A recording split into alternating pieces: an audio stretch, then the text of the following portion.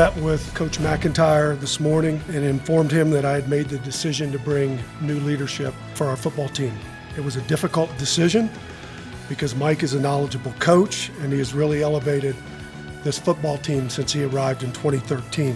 I wanted to see more consistency with winning seasons. Mike had an amazing 2016 season, and we really hoped that that kind of achievement would be continuous. But unfortunately, that didn't happen. So I will immediately begin the process of seeking a new head coach. Those are the comments from Athletic Director Rick George as Mike McIntyre's tenure here at the University of Colorado comes to an end after 6 seasons and a 30-44 record. Hi, everybody. Voice of the Buffs, Mark Johnson. Neil Welk of CUBuffs.com. Welcome to the Buffalo Stampede. Well, it's always painful. You and I have been around these kind of things many, many times. But the thing about when a coaching change is made, you can always kind of see it coming. And this thing didn't surprise either of us. No, I think, you go clear back to the Oregon State game, losing a 31-3 lead at the half or early in the third quarter, and it just started to build. And Rick George said that in his press conference Sunday, that it was just a culmination of things. And I don't think it was a surprise to anybody when Sunday morning Rick George announced his decision. Yeah, so the Buffalo's season right now, 6-5-6 in the campaign. They have lost 6 consecutive games. They've got one more contest left. That is on the road against Cal next week. Kurt Roper, by the way, named the interim head coach. Here's the thing about Mike McIntyre's tenure here. When he got here, this program had bottomed out. Let's be honest about it. And he leaves here, certainly, and it's no cliche in sports. Coaches always say, I hope I leave it better than I found it. Mike McIntyre certainly did. Yeah, I think he did. I think if you look at the foundation of the Colorado football program right now, there are better players in place. Certainly there are better facilities. I think the administration in the athletic department is in great shape, led by a great athletic director. And so what you've got is a very appealing place for the next candidate. There are, again, and Rick mentioned that on Sunday morning, there are a lot of very good young players on this team that should be competitive right away in the Pac-12. And so, yeah, it's a very attractive place, I think. How about Kurt Roper? He came in, of course, this is his first year with the Buffaloes as a quarterback's coach. Interesting pick. I think it's a good pick for the interim job here for a week or so.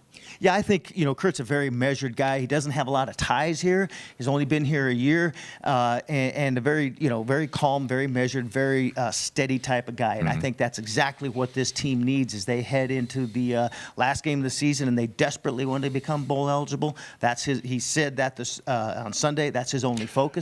So yeah, I think that's a very good pick. Yeah, he certainly has done a good job with the quarterback. Stephen Montez, although late in the season, and there are many reasons for it, has struggled offensively, but early on, he's really played very well at quarterback for the Buffaloes. In fact, speaking of Kurt Roper, the new interim head coach for the Buffs, let's hear some of his comments from Sunday. Obviously this is a tough day for a lot of people associated with the University of Colorado football. I learned at an early age you always have to really be appreciative of who gives you your hat and whistle. And Coach McIntyre gave us our hat and whistle as a coaching staff. I think everybody is really appreciative of that. This is a great university with a lot of great young men on this football team that understands that we have another week in this football season. We have an opportunity to go out and win another football game. I really look at football a lot like a heavyweight boxing match, and you have 12 rounds, and here comes round 12, and we've got to be prepared for it, and it doesn't matter what happened in the previous round. So we have a week to prepare for a good Cal football team that obviously has won some big football games this year, and we're going to approach the week exactly like we have all year long, and that's to put in a lot of hard work to get prepared. We're going to do it with a lot of energy, a lot of effort, a lot of focus, and we're going to go prepare to win a football game. Comments from interim head coach Kurt Roper. We continue with Neil Welk of CUBuffs.com. He's got a challenge this week.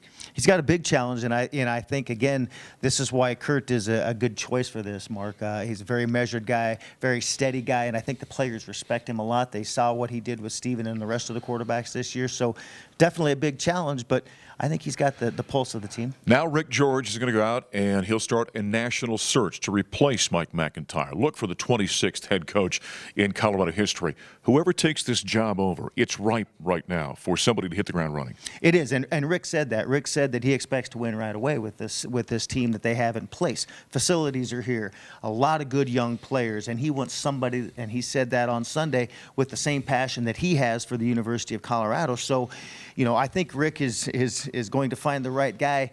The thing I'm really interested to see is what kind of timeline he has for getting that guy in. Well, remember, the rules have changed a little bit with that early signing period, which comes up now on December 19th. The Buffaloes, by the way, 0 of their last 9 games when they've tried to become bowl eligible. 0-6 this year, 0-3 last year. They've got one more opportunity.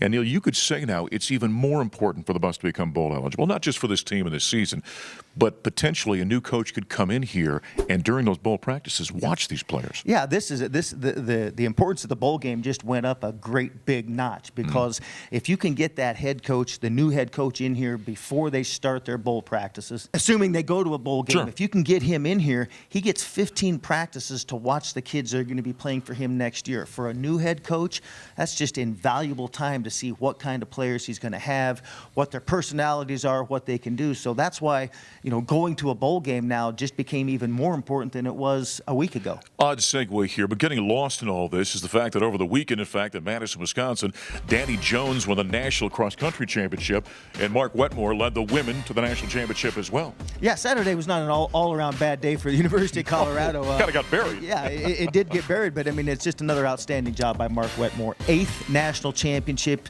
since 2000 for Mark Wetmore. Individual champion. He's the only cross-country coach in history that has coached a men's individual champion, women's individual champion, women's team champion, and men's team champion, and he's done it twice. How about that? Unbelievable. That's pretty good. That's pretty good. So we're not trying to bury the lead here, but obviously the bigger story is a change in the football coach at the University of Colorado. Rick George now searching for number 26 after Mike McIntyre's 6-year tenure has come to an end.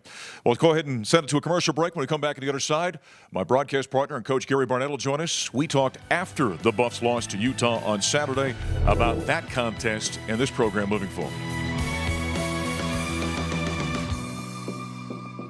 Scoreless Buffs with a great opportunity. First down and 10 from inside the 15. Handoff to Trayvon McMillan off the left side. He's got a bit of a hole. He slips out of the grasp of a defender into the end zone. Touchdown! Touchdown, Colorado! Up 13 yards. It's like trying to tackle an icicle out there. And that was a lone touchdown in the Buffs' 30-7 loss to Utah in the home regular season finale. 500th game in Folsom Field as the Buffs fall to 5-6 in the season, 2-6 in Pac-12 conference play. Gary Barnett, voice of the Buffs, Mark Johnson.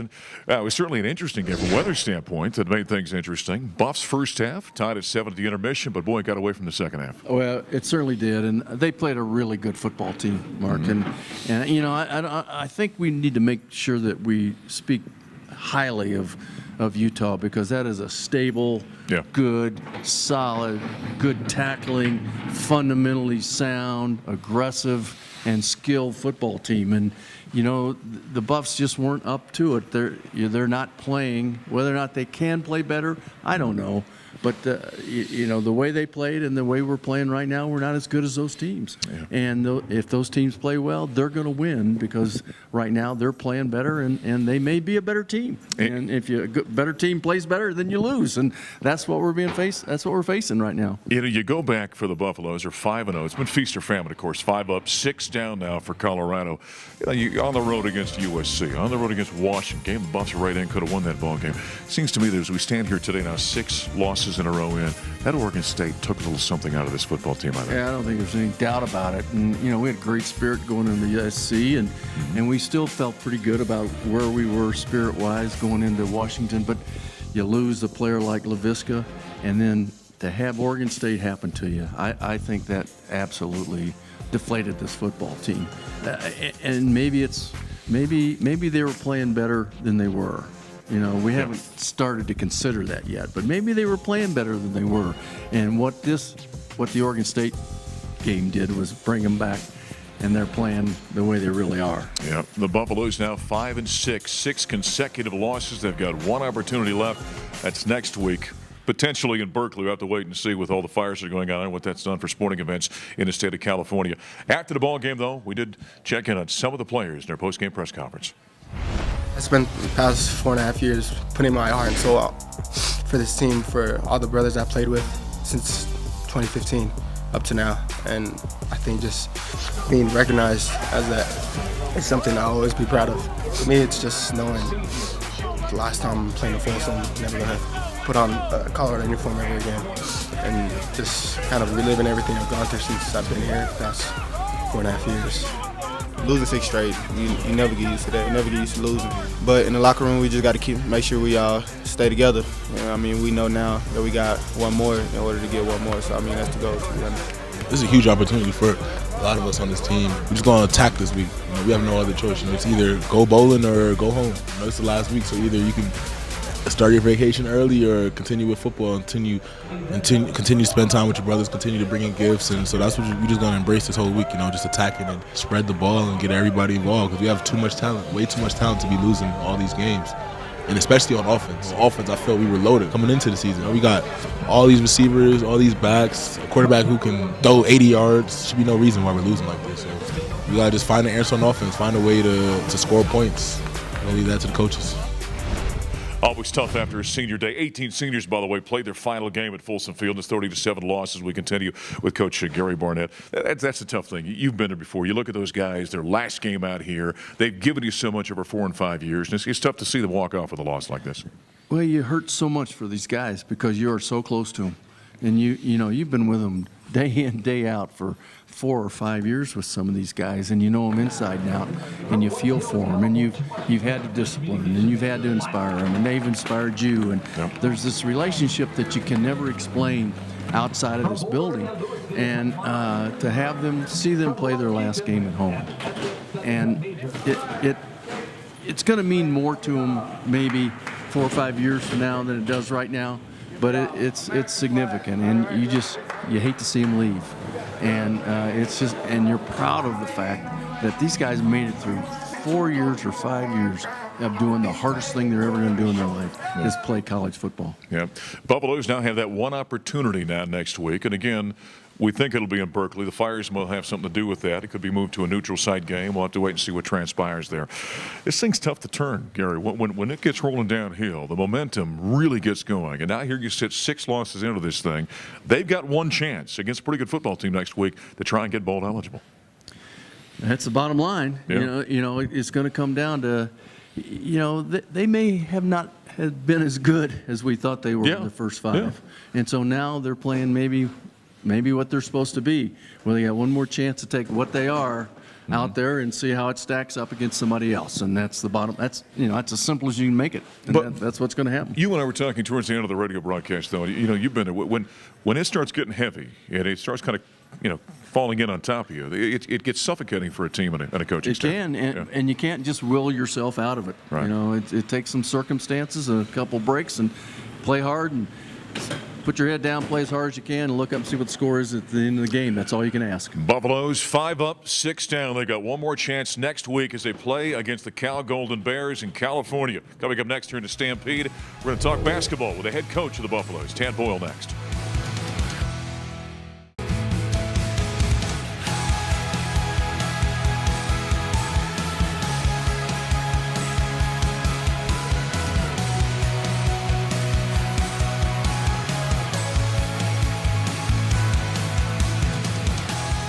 Got some great images in the Buffs. 4-point victory, 79-75, as they improved to 2-0 in the season, knocking off the Omaha Mavericks. Head coach Tad Boyle, voice of the Buffs, Mark Johnson. Not a bad effort, tough, gutted out kind of victory, but I'd imagine you had your issues defensively with the Buffaloes. Yeah, the second half they shot the ball extremely well, and one of the things we have to understand is there are going to be times this year, and against Omaha was one of those nights where guys make tough shots against you, and you have to be able to overcome that. And so I credit Omaha. They came in here, they did not go away. They did what they had to do, and my big beef with our team against Omaha was turning the ball over 16 times. We need to take better care of the ball than that, and we're capable of it. So when you turn it over 16 times and you got a team that makes tough shots, you're going to be in a tussle, which we were, and we gotta.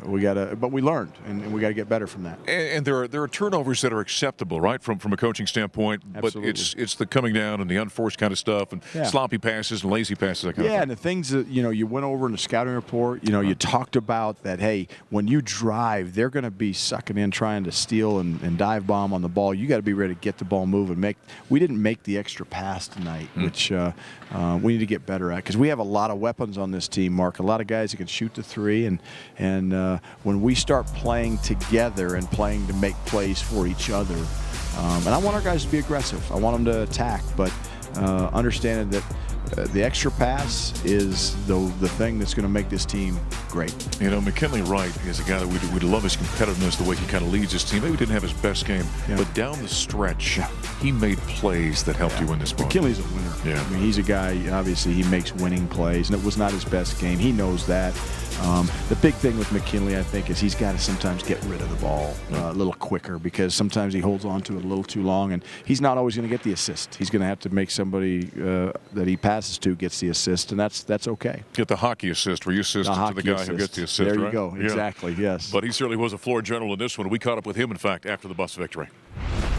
It's huge for us. You know, we want to obviously win games, and they came in and they brought it to us. They gave us their best effort, and you know, we weren't great from the start, and you know, we just found a way to dig it out. So a win is a win. We'll take it. I think it started with my energy, my effort. You know, it was bad. I wasn't fully there tonight, and I know my guys feed off of me. So you know, they ran good offense. They hit tough shots, and you know, I got to be better from the get-go. So I think we could feed off everybody who plays. You know, we're such a deep team, and I don't think it's just when I'm having a bad night. Like, I think everybody on this team is capable of being big-time players, and you know, you've seen it tonight. Everybody, D'Shawn played great. Tyler played really well. You got big stops at the end. You know, Tyler's huge for us. McKinley Wright after the Buffalo's 79-75 victory over the Mavericks of Omaha. Tad Boyle and Buffalo's improving to 2-0. We're going to talk to D'Shawn Schwartz here in a couple of minutes. I thought you didn't play on Tuesday night. Your season opening win came out and really looks like his game's growing up. It is. His body's grown up, and I think his game has grown up with his body, because he's really playing with aggressiveness, which is something we talked about in the offseason that we want him to do. He's a terrific shooter, Mark. When he gets his feet set, you feel good, you know, like it's going in every time.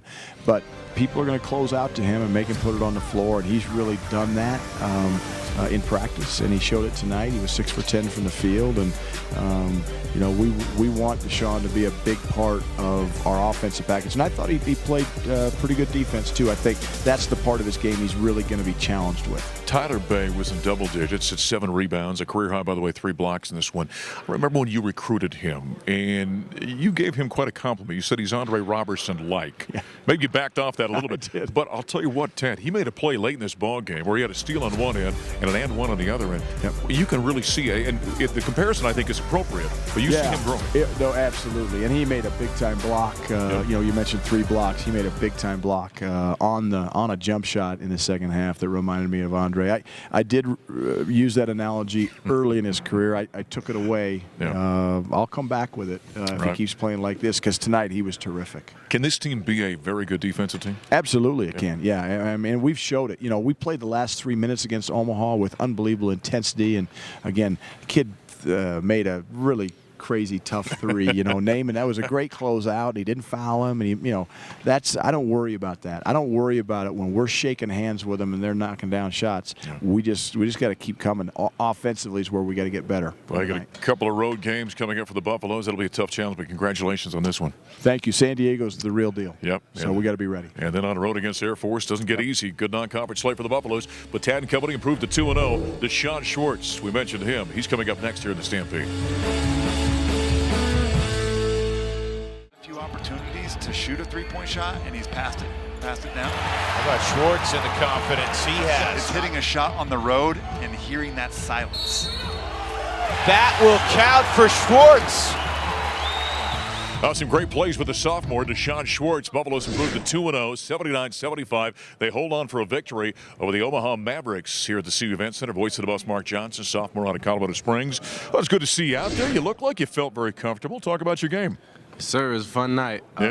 Just trying to go all 3 levels, trying to score a little bit, trying to get some rebounds, play some D. 15 points, 7 rebounds in his first game of the season. You shot the ball well.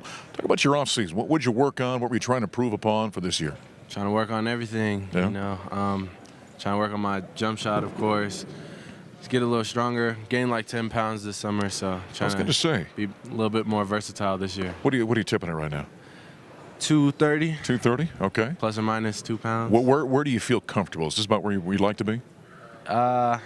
Yeah, 230, 225. I mean, I don't really feel the difference when I'm out there. And you're about 6'7", right? Yeah. So at that size, the way this team is constituted right now with Dallas going down, you may be called upon, I think you were in this ball game, to get out in there and play some defense in the paint every once in a while. Yeah, that's definitely something different from last year, but I'm always up for the challenge. Yeah.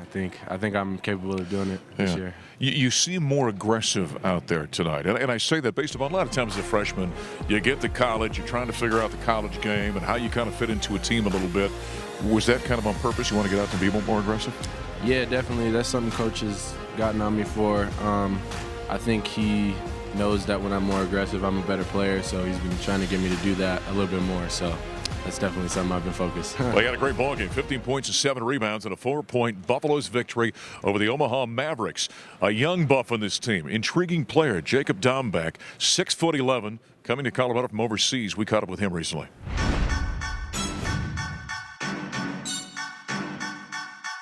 My name is Jacob Dombeck. I'm a freshman. I played 4 or 5.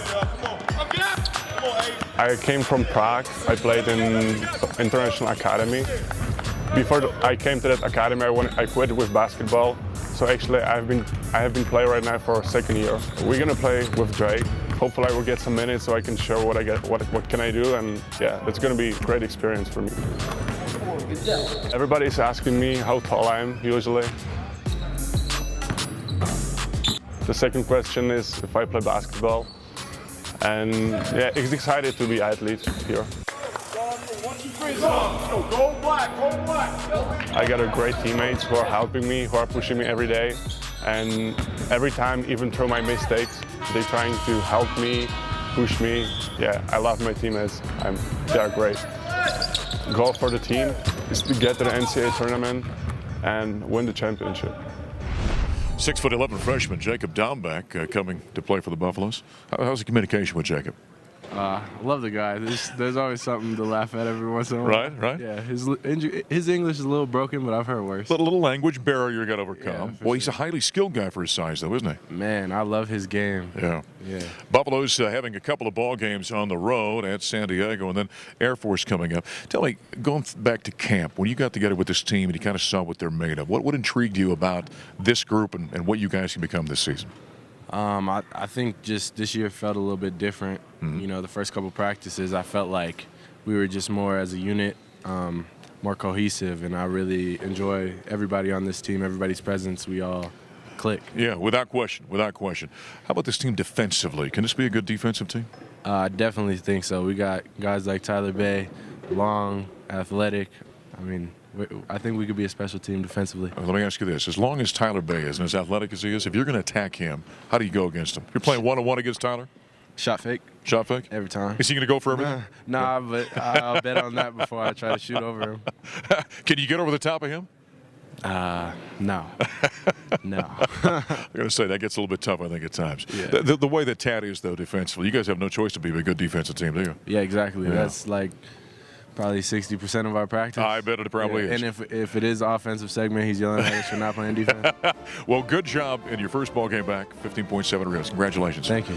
All right, D'Shawn Schwartz, sophomore from Colorado Springs, leading the Buffaloes to a 4-point win over the Mavericks as we put a wrap this week on the Buffalo Stampede. I'm voice of the boss, Mark Johnson. Thanks for joining us. We'll talk to you next time.